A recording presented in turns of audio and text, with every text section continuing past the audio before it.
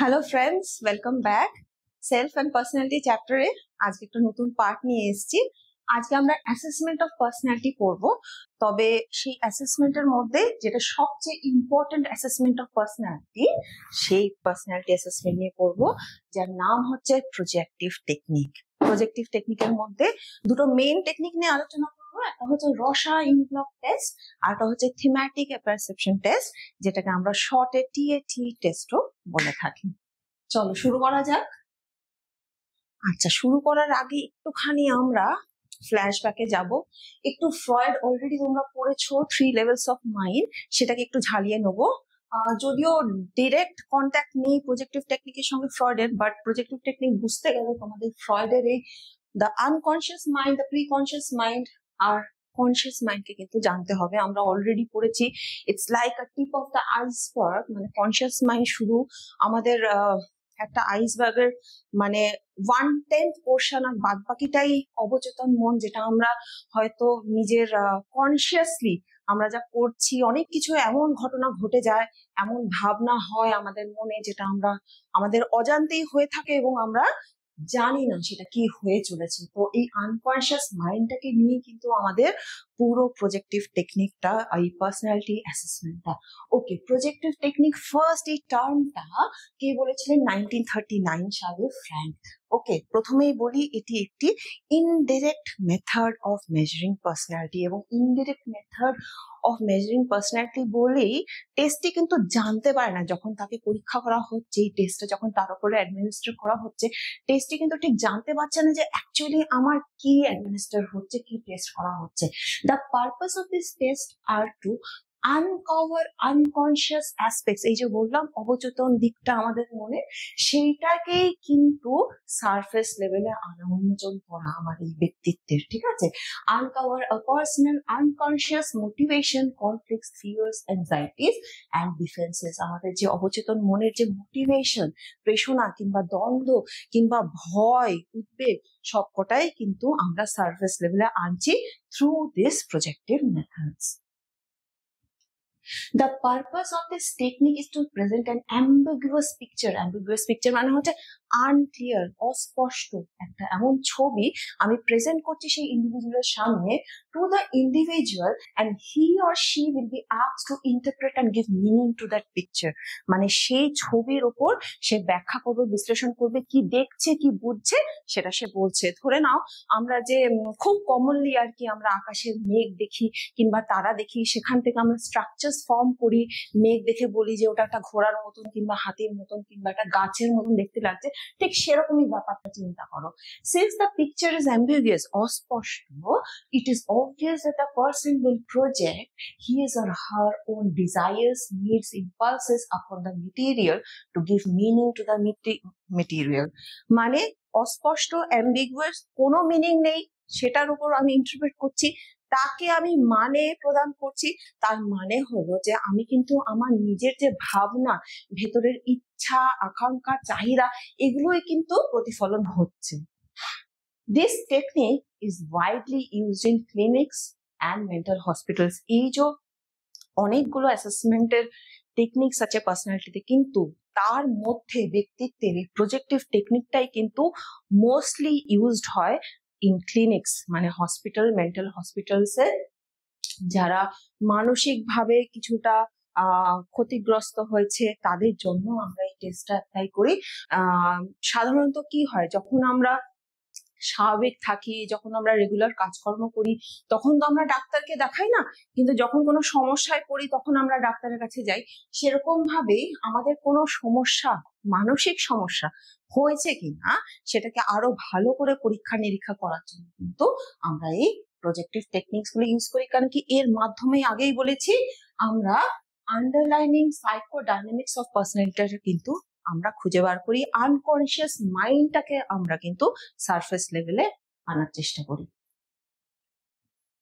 Projective techniques may be different types, দু রকমের হতে পারে। একটা হচ্ছে অ্যাসোসিয়েশন টেকনিক, সেখানে হচ্ছে ইমিডিয়েট রেসপন্স, মানে তুমি কিছু স্টিমুলাস দেখছো, তার প্রতি যে প্রতিক্রিয়াটা জানাচ্ছ, সেটা তার ইমিডিয়েটলি সেই রেসপন্সটা করছো স্টিমুলাসের প্রতি। আর ফর এক্সাম্পল যেরকম রসা ইন ব্লক টেস্ট হতে পারে, ওয়ার্ড অ্যাসোসিয়েশন হতে পারে, আর এক ধরনের প্রজেক্টিভ টেকনিক হচ্ছে কনস্ট্রাকশন টেকনিক, যেখানে তুমি কি করছো, construct a story after seeing a picture, মানে একটা ছবি দেখে তুমি একটা গল্প তৈরি করছো। ফর এক্সাম্পল থিম্যাটিক অ্যাপারসেপশন টেস্ট কিংবা চিলড্রেন্স অ্যাপারসেপশন টেস্ট। আচ্ছা, এবার রসা ইঙ্ক ব্লক টেস্টে আসি। ইঙ্ক ব্লক মানে কালির ছাপ। ছোটবেলা মানে আমাদের ছোটবেলা আমরা করতাম, এখন হয়তো ফাউন্টেন পেনের এক্সিস্টেন্সই নেই, তোমরা জানো না। ছোটবেলা সেই কালির ইঙ্ক পেনের কালি ছিটিয়ে আমরা সেই পেপার গুলোকে ভাঁজ করে তারপরে ছবি বানাতাম, একটা সিমেট্রিক্যাল ছবি হতো। সেরকম ভাবেই চেষ্টা করেছেন সুইস সাইকিয়াট্রিস্ট ছিলেন যার নাম ছিল হারমান রসা। উনি 1921-এ 10টা কার্ডস উনি তৈরি করেছিলেন এই ইঙ্ক ব্লক দিয়ে, যার মধ্যে black and white card, card number 1, 4, 5, 6 and 7, black and red card number 2 or 3, আর মাল্টি কালার মানে নানা রকম রঙের মিশ্রণের কার্ড ছিল, সেটা ছিল কার্ড নাম্বার 8, 9 and 10। আমি ছবি তোমাদেরকে দেখাই, তাহলে তোমরা একটু বুঝতে পারবে। এই হচ্ছে রসার 10টা ইঙ্ক ব্লক কার্ডস।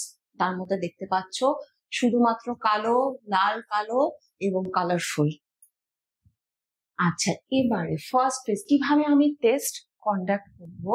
সবার প্রথমে হচ্ছে পারফরমেন্স প্রপার ফেজ, সেখানে 10টা কার্ড সিরিয়ালি রাখা হবে এবং টেস্টিকে বলা হবে যে কার্ডগুলো দিয়ে যে তুমি কি দেখছো আর কি সেটা, এবং তার কি দেখছে সেটা যেরকম নোট করবে অ্যাডমিনিস্ট্রেটর, কিংবা তার রিয়াকশন টাইম, টোটাল টাইম, এগুলো সব নোট করা হবে। এটা হচ্ছে পারফরমেন্স প্রপার ফেজ। আচ্ছা, সেকেন্ড ফেজটা হচ্ছে এনকোয়ারি ফেজ। যে রেসপন্সেস গুলো টেস্টি দিল সেই রেসপন্সেস গুলো আবার করে অ্যাডমিনিস্ট্রেটর একটু খতিয়ে নেবে যে সে যে রেসপন্সেস গুলো দিয়েছে সেটা কার্ডের ঠিক কোন পোর্শনটাতে দিয়েছে। শুধু তাই নয়, মানে কার্ডের লোকেশন বলো, সোজা করে দেখেছে না উল্টো করে দেখেছে, কিংবা শেপ কি, কালারটা কিভাবে দেখেছে, কিংবা শেডিংটাকে ও কিভাবে ইন্টারপ্রেট করেছে, সেই সবকটাই আমরা দেখব। আর আরো কিছু ফেজ থাকে যেখানে আর কি টেস্টিং দ্য লিমিট ফেজ, সেখানে আবারও আমরা জিজ্ঞেস করে নিই আমাদের টেস্টিকে যে এর মধ্যে কি কিছু কি বাদ রয়ে গেল যেটা সে আগে বলেনি এখন সে বলতে চাইছে, তো সেরকম কিছু হলে কিন্তু আমরা সেটাও নোট করে নিই। আচ্ছা, আমরা স্কোরিং সিস্টেম ছিল এই রসা ইঙ্ক ব্লক টেস্টে। তো আপাতত প্রেজেন্টলি আমরা এক্সনাল স্কোরিং সিস্টেম 1991 থেকে, সেটা এখনো পর্যন্ত এক্সিস্টে। আমরা অনেক ভাবে আমরা এটাকে স্কোর করে থাকি। ফর এক্সাম্পল মনে করো যে কি পোর্শন দেখে টেস্টি রেসপন্সেস গুলো করছে, জাস্ট তোমাদের এগুলো মুখস্থ করার কোনো দরকার নেই, just I am giving a wide idea যে how this test work. For example whole blot আমরা সিম্বল W দিয়ে করি, কিংবা common and major portion of the blot D দিয়ে, কিংবা আনকমন কোনো ব্লট থাকলে D, স্মল d, কিংবা হোয়াইট পোর্শনকে যদি ডিনোট করে তাহলে S, কিংবা হোয়াইট পোর্শন অ্যাডেড উইথ এই তিনটে বাকি রেসপন্সেস, এইগুলো দিয়ে WS, DS কিংবা D স্মল ds বলে আমরা ডিনোট করি এই সিম্বল গুলো দিয়ে। আচ্ছা, what did the person see, কি সে দেখছে সেই ইঙ্ক ব্লটে। সেখানে কোনো হিউম্যান ফিগার দেখলে আমরা H মার্ক করি, কিংবা এনিম্যাল ফিগার দেখলে আমরা A মার্ক করি। হিউম্যান ডিটেলস দেখলে মানে কোনো বডি পার্ট আমরা ক্যাপিটাল H স্মল d, কিংবা এনিম্যাল ডিটেলস থাকলে আমরা AD capital AD। Anatomy AN, natural things প্রাকৃতিক কোনো জিনিস দেখলে NA, কিংবা কোনো বস্তু দেখতে পেলে আমরা OBJ বলে শর্টে ডিনোট করি, কিংবা জিওগ্রাফিক্যাল কোনো পোর্শন দেখলে আমরা G, ক্লাউড মেঘ দেখলে CL, রক্ত কিংবা ব্লাড দেখলে আমরা BL, কিংবা আগুনের কিছু দেখলে আমরা FI বলে ডিনোট করে থাকি। আচ্ছা, এখানে দেখো what features did the person utilise, মানে সে ফর্ম বেশি, শেপ বেশি ইউজ করছে, কালারকে বেশি প্রাধান্য দিচ্ছে, কিংবা সাদা কালো পোর্শনকে বেশি ইম্পর্টেন্স দিচ্ছে, কিংবা সে কোনো মুভমেন্ট দেখতে পাচ্ছে কিনা হিউম্যান ফিগারের, কিংবা এনিম্যালের কোনো মুভমেন্ট দেখতে পাচ্ছে কিনা, কিংবা কোনো কার্টুন ক্যারেক্টারিস্টিক্স যেরকম ইমেজ করে সেরকম কিছু দেখতে পাচ্ছে কিনা। শেডিং অ্যান্ড টেক্সচার আমরা এই সিম্বলস গুলো দিয়ে ডিনোট করে থাকি। প্রথমেই বলেছি এগুলো you don't have to mug, just you have just to give you an idea. এইগুলো আমি বলছি কমননেস ইন রেসপন্সে দেখো এখানে অনেক রকম রেসপন্সেস থাকে, সেটা হয়তো অনেক রকম টেস্টি করে থাকে, পপুলার রেসপন্স সে দিচ্ছে কিনা কিংবা তার নিজস্ব অরিজিনাল রেসপন্স সে দেখছে কিনা আমরা ও দিয়ে ডিনোট করে থাকি। আচ্ছা, এবার দেখো ইন্টারপ্রিটেশন কিভাবে হবে? The number of responses in each of the above subcategories and certain ratios between the different types of responses are computed to guide the interpretation of the test protocol. মানে কি responses দিচ্ছে and কি রেশিওতে কি অনুপাতে responses গুলো হচ্ছে সেগুলো আমরা দেখে আলটিমেটলি ইন্টারপ্রিটেশনটা করি। যেরকম দেখো শেপের রেসপন্স যদি কালার রেসপন্স থেকে বেশি হয় তাহলে কিন্তু সেই ব্যক্তি বুদ্ধি দিয়ে কাজ করে আবেগের তুলনায়। কিংবা যদি তোমার ডাব্লু কি ছিল মনে করে রাখো তো, তোমার সেই হোল রেসপন্স পুরোটা, পার্ট রেসপন্সের থেকে যদি হোল পুরোটা নিয়ে যদি কেউ রেসপন্স করে তাহলে কিন্তু সেই ব্যক্তি ইন্টেলিজেন্ট। আচ্ছা, এবার আমরা টিএটি শর্টে বলে যেটাকে থিম্যাটিক অ্যাপারসেপশন টেস্ট আমরা বলি। এই টেস্ট সিডি মর্গান আর এইচ এ মারে 1935 সালে এটা ডেভেলপ করেছিলেন। এর মধ্যে টোটাল 30 কার্ডস আছে with black and white ambiguous pictures, মানে অস্পষ্ট সাদা কালো ছবি 30টা। তার মধ্যে 20 কার্ডস এর পেছনে কিছু কিছু সিম্বলস দেওয়া আছে, মানে সব কার্ড সবার জন্য নয়, এই জন্য সেই সিম্বল গুলো যেমন কিছু কিছু কার্ডে বি লেখা যায়, বি মানে ছেলেদের জন্য boys, G for girls, M for যারা মেলস মানে যারা অ্যাডাল্ট, এফ ফর ফিমেলস কিংবা বিএম ফর বয়েজ আর মেলস কিংবা জিএফ ফর গার্লস ফিমেলস কিংবা এমএফ ফর মেলস ফিমেলস, এইভাবে ভাগ করা আছে। 10টা কার্ড এমন আছে যেটা যে কোনো গ্রুপ যে কোনো মানুষের উপর অ্যাডমিনিস্টার করা যায়, সেগুলোকে আমরা নিউট্রাল কার্ডস বলি। একটুখানি তোমাদেরকে আইডিয়া দিচ্ছি, কার্ডগুলো ঠিক এরকম থাকে, black and white ambiguous picture, এই দুটো কার্ডের ছবি দেখো সেরকম ভাবে টোটাল 30 কার্ডস আছে। আচ্ছা, এখানে দেখো কিভাবে অ্যাডমিনিস্টার করা হয়। এবার আমি টেস্টের এজ, জেন্ডার এগুলো দেখার পরে আমি কার্ডস গুলো সিলেক্ট করব। একবার অ্যাডমিনিস্ট্রেটর কি করবে, the test is asked to make a story with the picture given in each card covering the following points.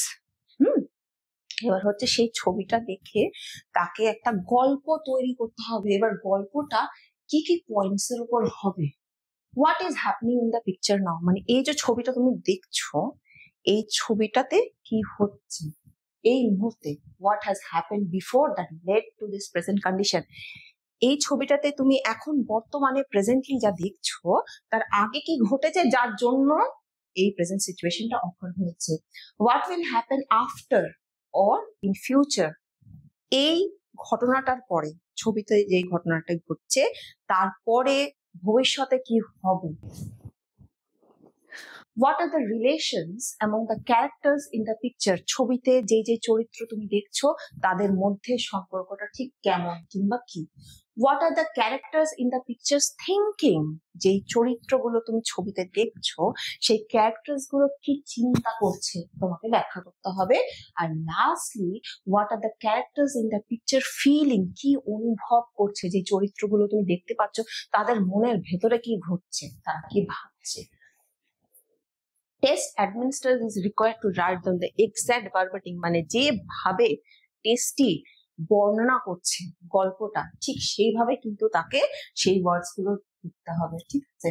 এবার হচ্ছে এনকোয়ারি ফেজ, মানে আমি জিজ্ঞাসা করছি যে অ্যাডমিনিস্ট্রেটর যদি ওই 6টা পয়েন্ট কোথায় কোনো জায়গায় যদি বাদ রয়ে যায়, টেস্টে যদি না ব্যাখ্যা করে থাকে সেটা অ্যাডমিনিস্ট্রেটর দেখবে এবং আবার করে বলবে যে তোমার কি কোথাও কোনো পয়েন্ট বাদ হয়ে গেছে, তখন সেটা অ্যাডমিনিস্ট্রেটর জিজ্ঞাসা করবে যে এখানটা তুমি এটা কি ভাবছো। এবার স্কোরিং এন্ড ইন্টারপ্রিটেশন, আগেই বলেছি পিকচার ছবিটি অ্যাম্বিগুয়াস, অস্পষ্ট, ক্লিয়ার নয়, সেই জন্যই কিন্তু এটা অ্যাজিউম করা হয় the tasty will project his or her unconscious impulses, needs, thoughts, emotion, anxiety onto the picture to narrate the story so the story has been analysed in the following perspective. মানে যেহেতু তার কোনো আকার নেই, আমি নিজে একটা আকার দিচ্ছি, তার মানে হচ্ছে আমার নিজের ভাবনা দিয়ে, চিন্তা দিয়ে, চাহিদা দিয়ে, ইচ্ছে আকাঙ্ক্ষা দিয়ে কিন্তু আমি সেই জিনিসটা তৈরি করছি, তার মধ্যে একটা স্ট্রাকচার দিচ্ছি। ঠিক আছে, সেখানে আমি এই পয়েন্ট গুলো দেখবো যে এই স্টোরির প্রধান চরিত্র, the hero of the story কাকে বলা হচ্ছে, কাকে ইম্পর্টেন্স দিয়েছে টেক্সটে, কিংবা main theme of the story, main theme কি গল্পর, কিংবা needs, ability, temperaments of the hero, যে প্রধান চরিত্র আছে, যে প্রোটাগনিস্ট আছে, তার কি চাহিদা, কি ক্ষমতা, সেগুলো আমি দেখবো। কোনো অ্যাংজাইটি, দ্বন্দ্ব, ভয় কিছু রয়েছে কিনা, কিংবা কিভাবে আবেগ প্রকাশ হচ্ছে তার মধ্যে, স্টোরির মধ্যে, সেটাও আমি দেখব। আর সবার শেষে যেটা আমি দেখব যে গল্পটা কি হ্যাপিলি এন্ড হয়েছে নাকি না ইট ওয়াজ আ ভেরি স্যাড এন্ডিং।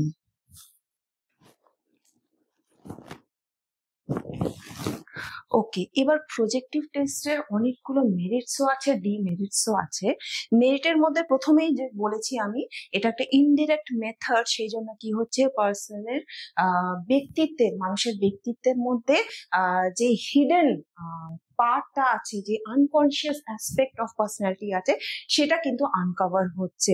এবং যেহেতু এটা একটা ইনডিরেক্ট মেথড, মানে যার উপর টেস্ট করা হচ্ছে সে কিন্তু বুঝতে পারছে না ঠিক আমার কি পরিমাপ করা হচ্ছে, সেই জন্য কিন্তু খুব কম চান্সেস আছে সে ডিসেপটিভ হবে, মানে সে উত্তরগুলো কিন্তু খুব কি বলবো, উইদাউট এনি ডিসেপশন, কোনো ম্যানিপুলেশন ছাড়া কিন্তু সে দেবে।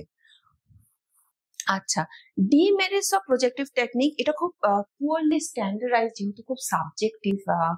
এখানে সবার প্রথমেই যেটা বলবো সেটা হচ্ছে যে এর অনেক রকমের রেসপন্স থাকে, এবং সেই রেসপন্স গুলোকে ইন্টারপ্রেট করার জন্য কিন্তু অ্যাডমিনিস্ট্রেটরের খুব খুব খুব এক্সপার্টিজের প্রয়োজন। মানে খুব বেশি এক্সপার্টিজ না হলে অনেক সময় অ্যাডমিনিস্ট্রেটরদের মধ্যে প্রচন্ড ভাবে মতামতের অমিল হয়ে যায়, যে এটা হয়তো এভাবে ইন্টারপ্রেট করা হবে, ওটা হয়তো ওভাবে ইন্টারপ্রেট হবে। সেই জন্য ভ্যালিডিটি আর রিলায়েবিলিটি কিন্তু এই টেস্টের খুব কম। কিন্তু ডিমেরিটস থাকা সত্ত্বেও কিন্তু this is the most favourable and most used method to judge if there is any psychological abnormality, and এটা সবচেয়ে বেশি কিন্তু এই প্রজেক্টিভ টেস্টটা পার্সোনালিটির কোনো ডিসঅর্ডার্স আছে কিনা, কিংবা অন্যভাবেও কোনো অন্য সাইকোলজিক্যাল ডিসঅর্ডার্স আছে কিনা, ওটা টেস্ট করার জন্য কিন্তু এই প্রজেক্টিভ মেথডস গুলো ইউজ হয়। তো কোয়েশ্চেন্স আগেই বলেছি, এই চ্যাপ্টার থেকে ইদার 6 মার্কস অর 3 মার্কস, খুব রেয়ার চান্সেস আছে যে একের বেশি কোয়েশ্চেন আছে। তাও এরকম ধরনের কোয়েশ্চেনের মধ্যেই হয়তো একটা কোয়েশ্চেন আসবে, 3 মার্কসের কোয়েশ্চেন হতে পারে।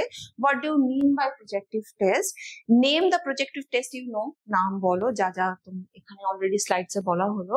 Wire can you use projective test, কোথায় তুমি ইউজ করতে পারো। 6 মার্কসের কোয়েশ্চেন একটু ইলাবোরেটলি তোমাদেরকে লিখতে হবে, যেরকম হতে পারে যে write down briefly the purpose of projective test, কেন আমরা প্রজেক্টিভ টেস্ট ইউজ করে থাকি, কিংবা write down the demerits and the merits of projective test. So this was all about the projective test assessment of personality. Thank you all.